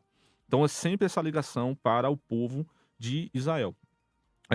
Como eu citei antes, toda vez que fala que o sábado é o dia do Senhor, o Senhor ali é Senhor Jeová, num âmago do relacionamento entre o nosso Deus, que Jeová ainda é o nosso Deus, mas entre o Senhor Jeová, o nosso Deus, e o povo que ele escolheu de dentre as nações para fazer levar o seu nome aos gentios, que foi o povo judeu na aliança veterotestamentária. O pastor Ezequiel, ele falou sobre a mudança da lei, e ele já respondeu ao meu questionamento, né, que eu ia perguntá-lo se poderia ser uma outra lei. Ele falou que pode ser outra lei. Só que eu quero citar aqui um texto bíblico. Eu tô com o notebook aqui, pessoal. Eu até falei pro pastor Ezequiel que eu não ia usar, mas eu tô com o notebook aqui. Fica à vontade. Porque eu preciso muito de letras grandes, tá? Eu preciso muito de letras grandes. Mas como esse texto eu não botei aqui, eu vou ler aqui no texto bíblico. Tessalonicenses, a segunda carta do apóstolo Paulo, no capítulo 2, no versículo 3, Paulo explica o que é essa mudança de lei. Olha só. Ninguém, de maneira alguma, vos engane, porque não será assim sem que antes venha a apostasia. É justamente o contexto que nós estamos trabalhando, né? E se manifeste o homem do pecado, o filho da perdição, o qual se opõe e se levanta. O que é que ele vai mudar? Qual que é a lei que ele vai mudar? O qual se opõe e se levanta contra tudo que se chama a Deus ou se adora. Tudo que é de adoração a Deus. Ele vai se levantar contra a adoração a Deus, ou se adora, de sorte que se assentará como Deus no templo de Deus, querendo padecer Deus. Não vos lembrais de que estas coisas vos dizia quando ainda estava convosco? Então o apóstolo Paulo está dizendo que esse homem do pecado, esse filho da perdição, que João disse que vai mudar, que Daniel disse que vai mudar os tempos, é o mesmo chifre pequeno, é o mesmo homem relacionado ao Apocalipse, e Paulo diz que ele vai mudar o sistema de adoração a Deus, que ele vai mudar o foco de adoração ao único Deus verdadeiro. Perfeito. Então, não é exatamente um mandamento do decálogo, é a adoração em si, o prosquineno ao Senhor. Ou seja, será adorado outra pessoa no lugar de Deus. Veja o que Apocalipse 13 diz, o pastor Ezequiel, ele leu recentemente, que a besta ferida como que de morte, imitando a Cristo, como se ela tivesse morrido, igual o sacrifício de Cristo, o sacrifício vicário de Cristo. E o texto vai dizer que essa besta reviveu, né? Teoricamente reviveu, vamos assim dizer, teoricamente ressuscitou, imitando a obra de Cristo, e os seres humanos se admiraram e fizeram o quê? Adoraram a besta. O texto ainda segue dizendo que o dragão deu à besta o seu poder. E a besta, ela é adorada. Então é isso que Paulo fala aqui. A mudança das leis do Senhor é a mudança de adoração. Perfeito. Pastor Ezequiel? Eu concordo 100%. A gente entende, inclusive, dentro do Adventismo, que existe um grande conflito em torno da adoração no livro do Apocalipse, a partir do capítulo 12. E o sábado ele está totalmente incluído dentro disso. Por exemplo, Apocalipse 14, ele vai falar a partir do verso 6 o seguinte: Vi outro anjo voando pelo meio do céu, tendo um evangelho eterno para pregar aos que se assentam sobre a terra, e a cada nação, tribo, língua e povo, dizendo em grande voz: Temei a Deus e dai-lhe glória, pois é chegada a hora do seu juízo, e adorai aquele que fez o céu, a terra, o mar e as fontes das águas. Agora compare isso com o texto do mandamento. Porque em 6 dias fez o Senhor o céu, a terra, o mar e tudo o que neles há, e ao 7º dia descansou, por isso o Senhor abençoou o dia de sábado e o santificou. Apocalipse 14, verso 6 e verso 7, são praticamente uma citação explícita do 4º mandamento. E você perguntou em um outro ponto do debate, por que João não colocou as coisas de forma clara? O livro do Apocalipse ele tem essa linguagem encriptada, né, da criptografia, porque ele poderia ser destruído caso Roma entendesse que o livro é profundamente anti-romano. Então, o texto ele faz as suas críticas ao Império Romano da sua época e do futuro, lembrando que o Império Romano está aí, de certa forma, até hoje, nas nossas leis, nos nossos costumes, na religião católica, cumprindo exatamente a profecia bíblica, né? Dessa entidade que, inclusive, tem um papa que se senta num trono, que pretende ser infalível, que é uma característica de Deus, e cujo dia é o domingo e não o sábado, porque esse é o que o papa entende e defende. Se você pedir para um católico ensinar para você os 10 mandamentos, ele não vai dizer para você, lembra-te do dia de sábado para santificar. Ele vai dizer, guardar domingos e festas. Porque ele deturpou a lei de Deus para ensinar a lei do homem. E essas imagens todas, elas se cumprem perfeitamente. E como que o Apocalipse 14 arremata no verso 12? Aqui está a perseverança dos santos, os que guardam os mandamentos de Deus e a fé em Jesus. Então, Diego, em que pese a não citação explícita, né, por exemplo, não, aqui é uma mudança de lei em termos da adoração e não do sábado, mas o sábado, ele é absolutamente presente. O que é adorar a Deus no sábado? Isso não quer dizer que não pode adorar nos outros dias. Mas o que é adorar o Deus que fez o sábado? É adorar o Deus de Israel, o Deus verdadeiro. E você fala assim, não, mas lá em Isaías o Deus de Israel é o Deus dos judeus. Sim, mas você também está ciente de que Jesus é Javé. Jesus é Jeová, Jesus é o Senhor Deus de Israel, tanto que ele é o Senhor do sábado. Em nenhum momento Jesus diz que ele é o Senhor do domingo, ou que o dia da ressurreição dele vai fazer ele mudar de ser Senhor do sábado para ser Senhor do domingo. Inclusive com implicações de divindade, o 7º dia, o sábado do Senhor Deus. Então, na nossa leitura, não tem muito como escapar da relevância do sábado para o contexto da adoração. Isso não significa que se você adora Deus no domingo ou em outros dias, você está pecando. Se você está adorando o Deus que guardou o sábado e que santificou o sábado, se você está adorando ele qualquer outro dia da semana, não tem nenhum problema. Agora, se você pensa que o domingo é o dia do seu Deus, aí você tem um problema com a Bíblia. Porque a Bíblia não coloca as coisas nesses termos. Vamos lá. Muito obrigado. Ô Diego, Perdão, deixa eu pastor. só... Pode falar. Você sabe, até o Bispo Samuel essa semana falando comigo, a gente no programa dele, ele falou que ali está na hora de você botar cartão vermelho, cartão preto, Eu vi. lá, igual eu aqui. Eu no vi. tal. E eu vou dar um cartão vermelho para um cara aqui na internet, cara chato, irmão. A única coisa que ele põe aqui o Diego está enrolando e não responde qual é a marca da besta. Porque o Diego defende que é literal. Mas se ele tivesse de verdade preocupado com o debate, acompanhando o debate, ele teria ouvido que o pastor Diego diz que esse tipo de teologia de falar é uma teologia especulativa. nenhum de nós hoje tenha condições de dizer, porque se Jesus voltar daqui, como eu disse, 300 anos, daqui a 10 anos, a tecnologia vai estar muito mais avançada, não é verdade, Diego? É isso daí. Na verdade, assim, nem eu, nem o pastor Nem, Ezequiel sim, e nem ninguém vai ter coragem de dizer que a marca da besta é isso. é isso ou aquilo. O próprio pastor, Então, eu estou falando aqui para esse cara chato da internet, Pedro Santos, derruba! Derruba a linha desse cara chato, irmão, bloqueia ele aí. Pronto, pode falar, pastor eu Diego. assisti esse programa e de parabéns vocês, hein? A mesa foi top. Eu vi o pastor falando, tem que trazer o cartãozinho e tal.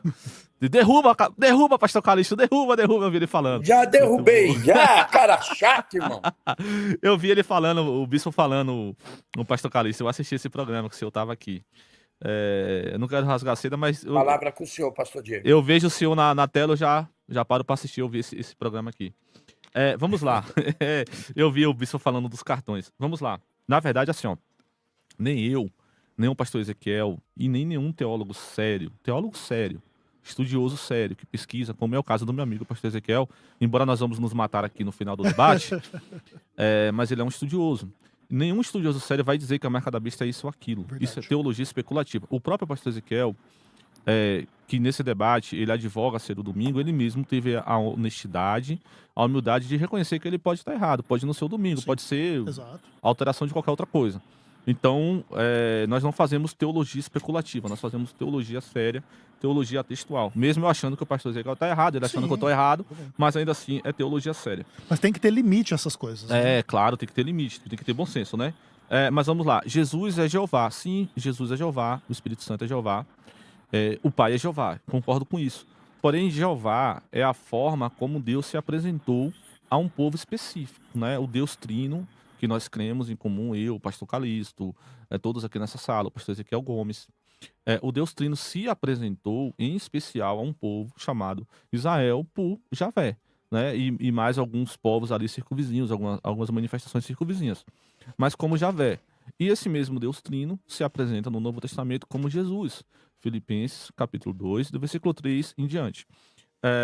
Agora, uma questão que me deixa intrigado é que, assim, o pastor Ezequiel ele fala de um decreto dominical que ele foi muito honesto, né? E não tem como ser diferente, né? Não existe esse decreto na Bíblia, você precisa fazer ali uma construção textual, claro, isso é normal, e usar a inteligência que ele tem é muito grande. E aí eu não vou nem perguntar onde tem na Bíblia, porque ele já se adiantou com isso. Mas ele fala de um decreto dominical estabelecido por uma potência.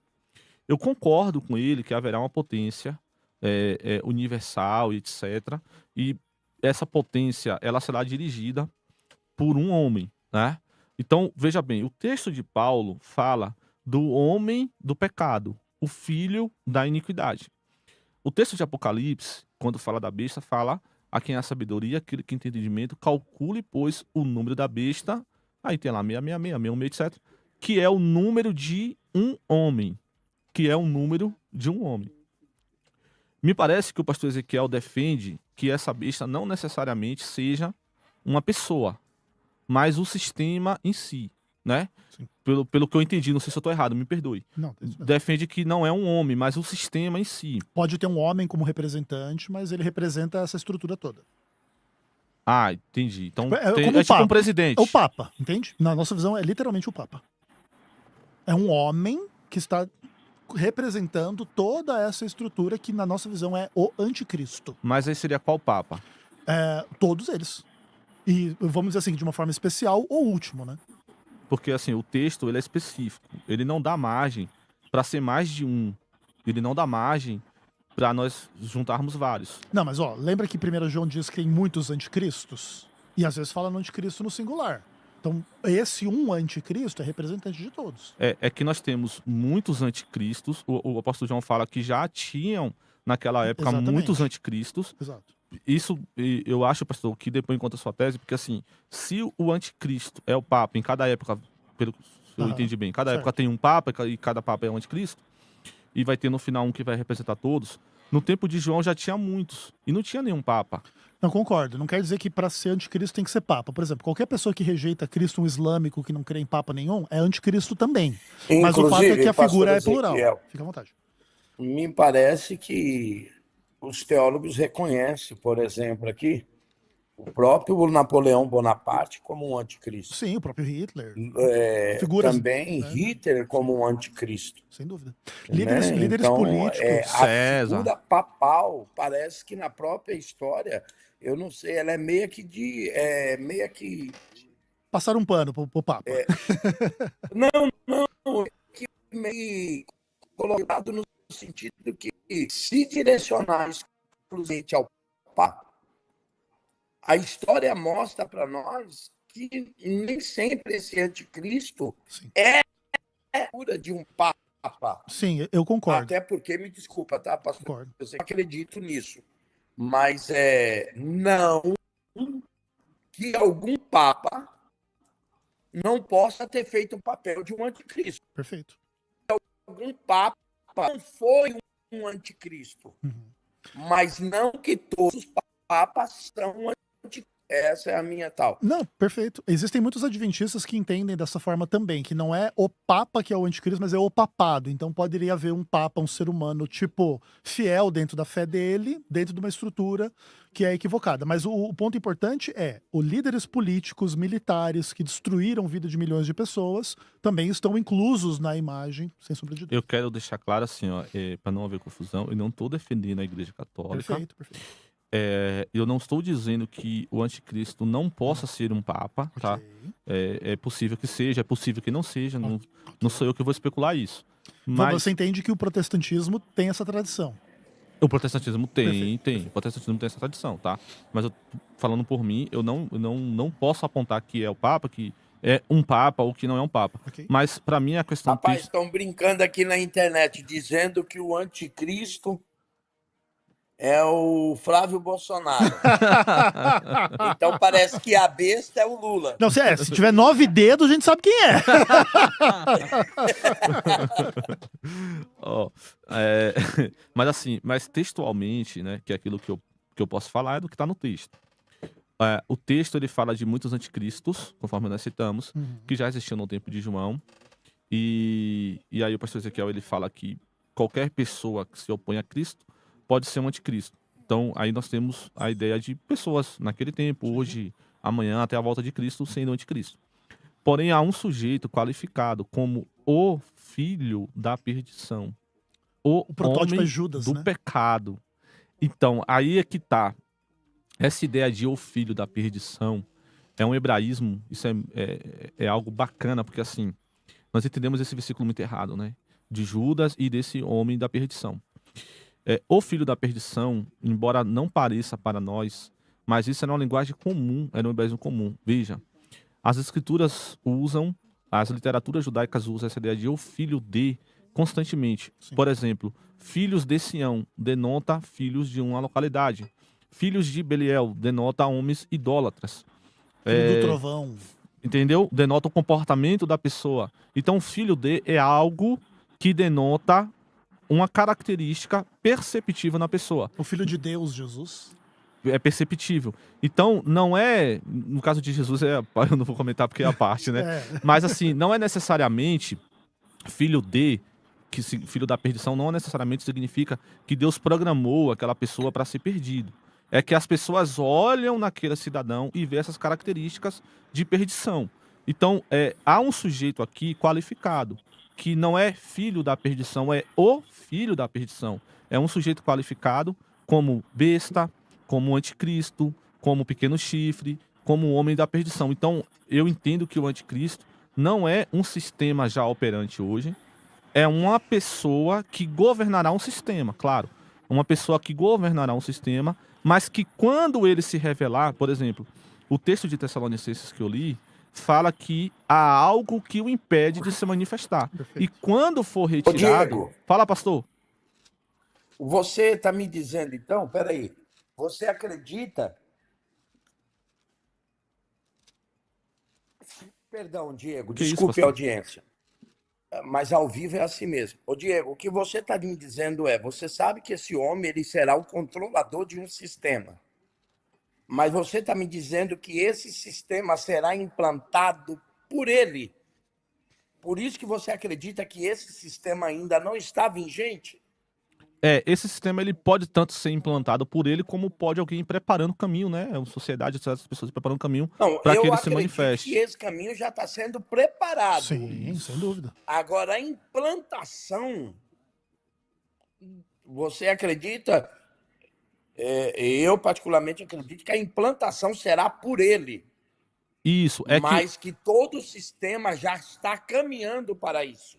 assim, aqui é muito pessoal, tá, pessoal? Pelo amor de Deus, muito pessoal, muito meu.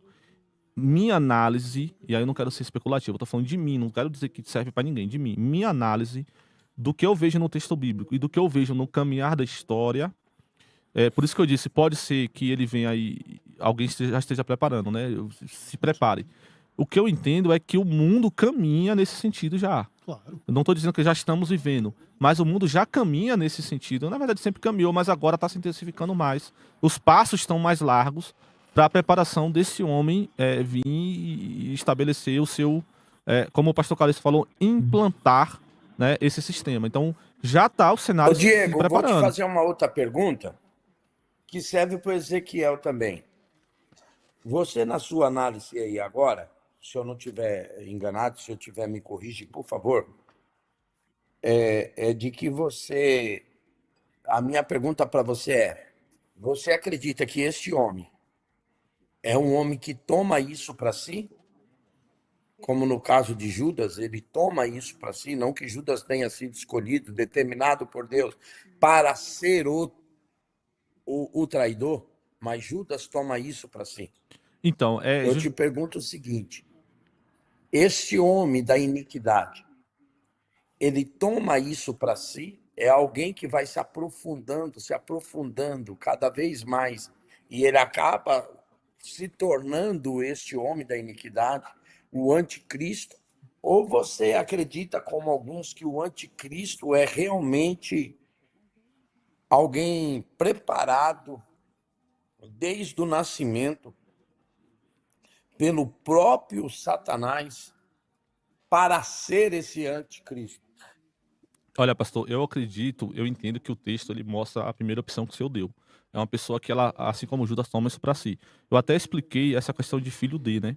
Filho da perdição, dentro, veja bem, esquecendo a teologia calvinista, arminiana, blá blá blá, esquecendo a teologia, ficando só com o que é textual, o que era a prática ali dos escritores e da pessoa que lia o texto.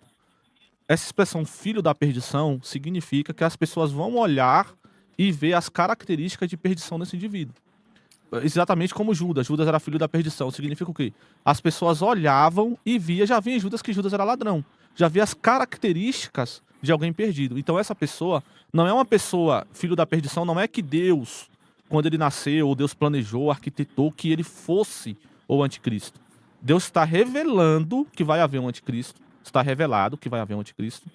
E esse anticristo vai ser visível que ele é alguém da perdição, né? Quem olhar vai saber, quem conhece vai saber, esse é o homem da perdição. Então é alguém Diego, que toma para si. licencinha um minutinho, queria perguntar ao Ezequiel, qual que é a sua interpretação deste homem, Ezequiel? Calixto, essa é uma questão... Segue nessa mesma linha do Diego ou você vai na contramão disso? Não, eu vou na contramão, mas na verdade o que acontece? A gente entende que o homem do pecado, lembra que o termo pecado ali é anomia, transgressão da lei de Deus. O homem do pecado, ele pode ter uma expressão final de um anticristo final, mas ele é só um representante de todos os anticristos da história. Nós entendemos que isso se cumpre na Igreja Católica com a figura do Papa, mas existem leituras diversas. Por exemplo, na história, acho que algumas décadas atrás, houve uma série de filmes chamados A Profecia, que eram centrados num jovem que era chamado Damien, que ele, quando ele nasceu, ele começou a revelar algumas características meio problemáticas, como se ele fosse um psicopata, e começou a nascer o número 666 na testa dele. A ideia era pintar um pouco essa discussão, né? Que existe um homem, assim como Cristo foi um filho de Deus, que poderia ser um filho do diabo, Gerado literalmente. próprio Espírito Santo, essa é a pergunta. Isso. Se vocês acreditam que Satanás teria o poder de gerar uma criança, Então, assim como Cristo foi gerado. eu não creio particularmente nisso, mas essa é uma hipótese muito maluca de você pensar, né? O diabo materializa, assim como Cristo é Deus feito Porque Hollywood homem. mostra isso, né? Tipo um diabo, o demônio feito homem, né? Seria uma questão bem interessante. Mas o que caracterizaria essa pessoa? Transgressão da lei de Deus. Bom, Ok. vamos lá. Perdão, pastor, pode falar. Diego? Bom, vamos lá. Não, você. No meu entendimento, é muito claro, né? Assim, o pastor Ezequiel ele falou que ele entende que esse homem, no final, vai simbolizar todo o império, etc. É difícil, porque assim, não tem elemento sólido textual para isso, né? O texto é muito claro, qualifica esse sujeito como sujeito, diz que essa pessoa ainda não se revelou, diz que ela ainda vai se revelar, diz que ela ainda vai implantar o sistema. Quando o texto diz que ele vai se assentar no lugar de Deus, como se fosse Deus, que ele vai se levantar contra tudo que é objeto de adoração ao verdadeiro Deus.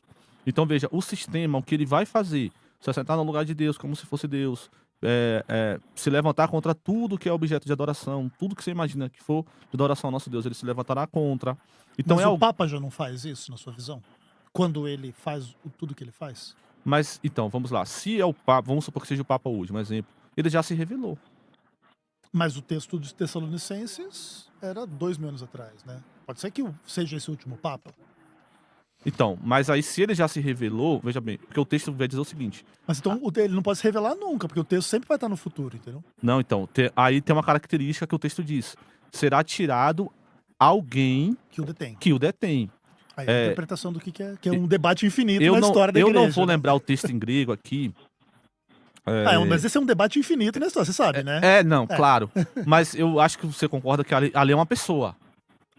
Porque o texto fala de alguém ali. É o Espírito Santo, é o Império Romano, Então, tem várias hipóteses. Quando esse alguém, aí não quero entrar, quando esse alguém for retirado, esse homem do pecado, ele se revela. Aí, só que há uma grande questão, por que não pode ser esse Papa hoje? Porque o texto diz que ele se assentará no templo de Deus, como se fosse Deus. Mas a igreja não é o templo de Deus? Então, mas aí você teria que admitir que a Catedral Romana, que é o centro do governo da besta, é também um templo de Deus. Tudo bem, mas não pretende que é? Na teoria deles, ele está no templo de Deus. Então, só que o texto não diz que é na teoria dele. O texto diz que entendo, literalmente é o templo. Você acha que vai ser no terceiro templo de Jerusalém? Eu acho que é uma boa possibilidade. Possibilidade. O texto diz que ele vai se assentar no templo de Deus. E aí, na sua visão, pastor Ezequiel, teria que ser o templo de Deus, teria que ser o mesmo lugar do governo da besta. Sim, mas é o que o texto diz, né? Que ele vai se sentar no templo de Deus, se supondo ser Deus. Então, ele vai sentar no templo de Deus. Mas se o templo de Deus... Deixa eu perguntar aqui para o Ezequiel, só intrometer no meio de vocês. O trono de Satanás de Apocalipse, revelado tanto na igreja de Filadélfia quanto na igreja de Sardes. Esse trono de Satanás, na sua concepção, pastor Ezequiel, o senhor acredita que é... A igreja de Roma. A Roma? Sim. Então, como pode ser Roma ser a mesma coisa no mesmo tempo? Então, mas porque se ele é o trono de Satanás, não pode ser o trono de Deus. Concordo, mas aqui ela supõe ser o trono de Deus, porque é o lance do engano, entendeu? É como dizer que Judas era um discípulo de Cristo. Como que ele pode ser um demônio e discípulo de Cristo? É mais ou menos na mesma direção, entendeu? Eles carregam essas duas marcas, eles parecem ser o templo de Deus, mas em real são a sinagoga de Satanás. Eu sei, o Ezequiel saiu bem dessa. Ele está dizendo que é mais ou menos igual aquela história antiga, Diego, Denorex. Parece, mas não é. Porque no fim é isso, né? É que assim, eu não quero ser muito político nessa questão, eu vou pular para outra aqui, mas me parece que o texto é muito... Me parece, pastor Calixto. Me parece que o texto é muito claro, acho que ele congelou lá. Me parece que o texto é muito claro, né? O texto não fala que é algo similar, algo parecido. Fala, inclusive, que é o templo de Deus. E, assim, aí nós temos um problema mais semântico também, porque, olha só, o texto diz que ele vai se levantar contra tudo que é objeto de adoração a Deus. A adoração a Deus será mudada. Então, se você vai assumir que o templo que ele vai se assentar é um protótipo, é algo que parece ser o templo, mas não é, você tem que assumir que todo o resto ali, porque é a mesma perícope, é o mesmo escopo, vai ser algo protótipo, que parece ser, mas não é. Por exemplo, adoração a Deus... Mas não é. parece que é adoração a Deus, mas não é. Isso mesmo. Mas por que ele vai substituir algo que parece que é adoração a Deus e na verdade não é? Mas é porque é a característica do anticristo, é o engano. Ele parece que serve a Deus, mas não serve. Parece que é o dia do Senhor, mas não é. Não, mas assim, pastor, não é.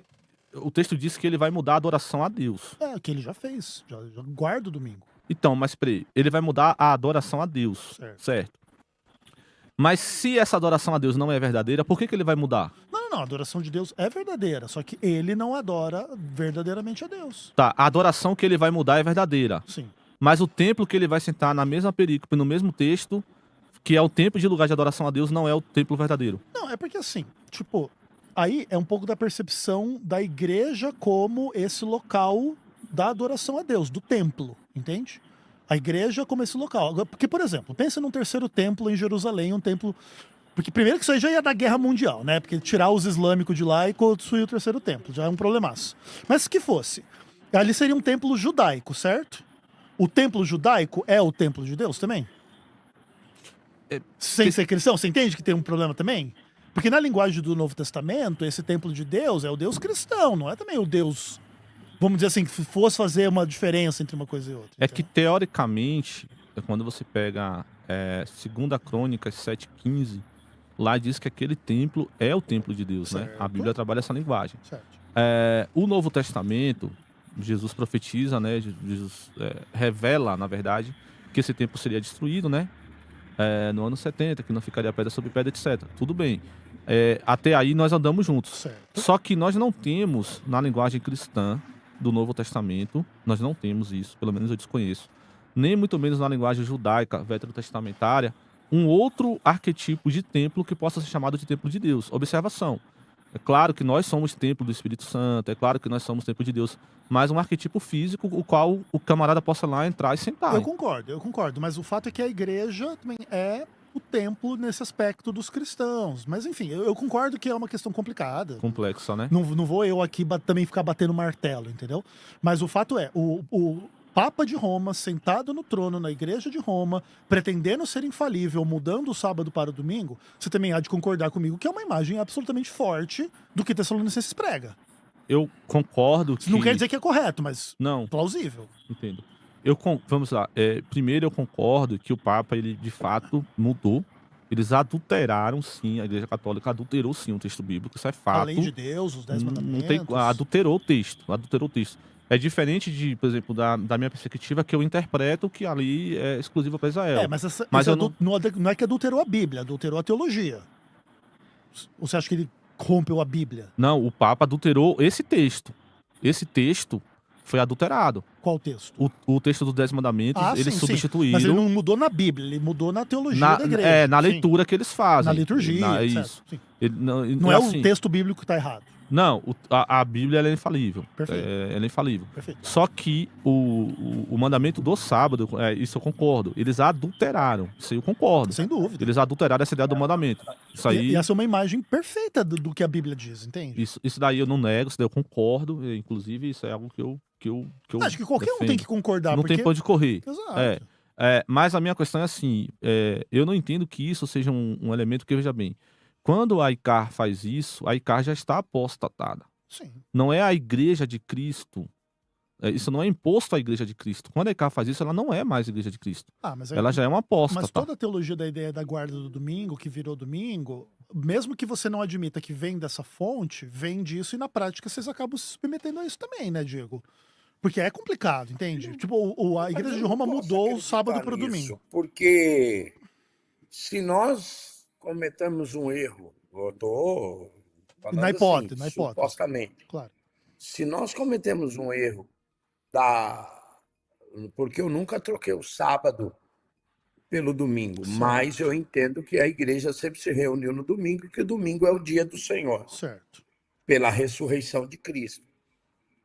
Se a igreja cristã hoje, ela adora a Deus no domingo, tem o domingo como um dia especial, não que seja pela ressurreição de Cristo, se nós copiamos isso de alguém, copiamos isso da igreja primitiva. O Novo Testamento está claro. Não é. Então aí, pastor, eu teria que concordar com o senhor e eu não sei se essa foi uma fala inicial do pastor Diego, que nós teríamos que reconhecer que a própria igreja primitiva já tinha se apostatado. Não. Essa dinâmica ela fica mais clara após a morte dos apóstolos. Não há na Bíblia essa transferência evidente que o domingo virou dia Não, do não, nós não estamos Senhor. falando de transferência, mas fica Não, claro que que a igreja se reunia no domingo. Não. Existem alguns textos onde a Bíblia diz que eles se reuniam domingo, mas também outros textos que eles se reuniam todos os dias ou em outros dias. Então, aí é Ou que no tá. próprio sábado. Aí é que tá a força do argumento que o pastor Calixto tá usando, pastor Ezequiel. Veja bem, Certo. quando eu falo que a igreja católica, ela adulterou, e de fato ela adulterou, só que o que é que a igreja católica diz? A igreja católica diz que você tem que guardar o domingo. Tem que guardar o domingo. Qual que é a nossa distinção? A nossa distinção é que nós não dizemos que você tem que guardar Mas o há domingo. evangélicos que dizem. O pastor Ageu Magalhães, esses tempos, tá falando que não podia ver o jogo do Brasil no domingo, que é o dia do Senhor, que tem que guardar. Então, Mas assim, no não caso comungo. dele é calvinista Eu e não, tal. não Mas você comungo, entende que existem cristãos que vão nessa linha. eu não comungo disso daí. Então, para mim, não existe mais para a igreja. Nós podemos até dizer, de forma coloquial, o domingo é o dia do Senhor. Mas não que seja obrigatório você guardar o domingo, não é nesse sentido. Então, Para a ICAR, ela coloca assim: certo. para nós, é o argumento que o pastor Carlos trouxe. A igreja se reunia sábado, domingo, segunda, o dia que desce, até porque a igreja era perseguida, pastor Carlos. Sim. Moravam É, juntos. às vezes, Exatamente. Entendeu? Eles não tinham como marcar todo sábado nós vamos nos reunir e eles seriam brutalmente assassinados. Então, a igreja se reunia sempre que lhe era possível. Inclusive, veja bem, porque nós temos dois períodos de Atos, né? O período da Judeolândia, que é o período que os apóstolos estão ligados à lei mosaica, preso ao templo, preso a todas aquelas situações dos 4 pilares do judaísmo, que é outra questão. Quando eles se libertam disso e entendem as ordens de Jesus de ir a todo mundo, pregar o evangelho a toda criatura, eles começam a ser perseguidos. Então, quando começa Porque ela se declara uma nova religião, né, Diego? Sim, claro. A igreja se declara uma nova religião e não mais como o romanismo Sim. entendia, como que ela fosse mais uma seita do judaísmo, lá dos seus, como os fariseus. Perfeito. Então a igreja se declara, não somos mais uma seita do judaísmo, nós somos uma religião.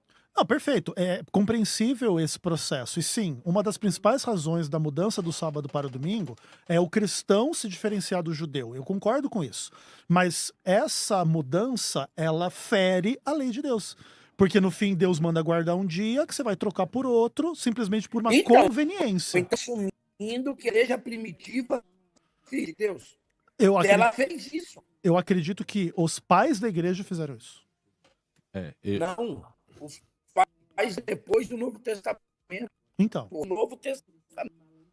tá um pouco cortando o seu áudio, Calixto, mas eu discordo que o Novo O que eu Testamento digo seja assim, claro nisso. pastor, só um contraponto. Por favor. fica à vontade. Fala, os pais da igreja são pós Novo. Esse que nós estamos comentando, eles estão no Novo Testamento. Eu discordo. Que haja essa clareza. Por exemplo, a teologia que se desenvolveu nos pais da igreja, de que o domingo é o dia do Senhor, não está claro nos textos bíblicos.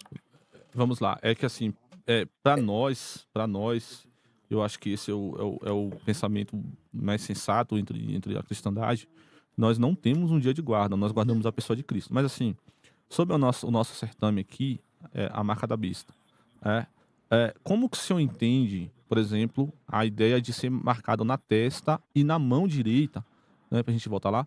Como que o senhor entende essa questão de ser marcado na testa e na mão direita, atrelado a pessoa guardar o domingo? Legal. Em Deuteronômio capítulo 6, se fala que a lei de Deus ia ser escrita na testa ou na mão. É a mesma imagem de Apocalipse 13. E ali, obviamente que eles não escreviam a lei de Deus literalmente na testa ou na mão.